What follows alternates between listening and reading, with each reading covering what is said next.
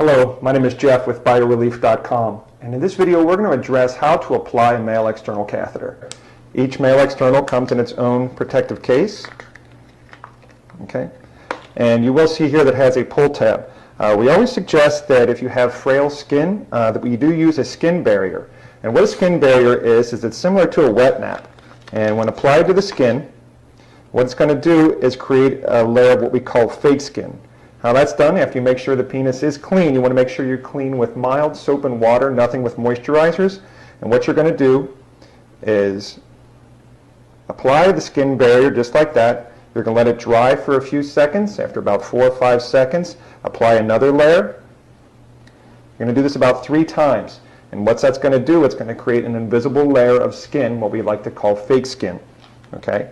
So when the catheter is applied, the adhesive is not actually adhering to the skin so much as it is the fake skin. It's especially helpful if someone has frail skin. To apply the catheter, you just place it on the head of the penis, okay?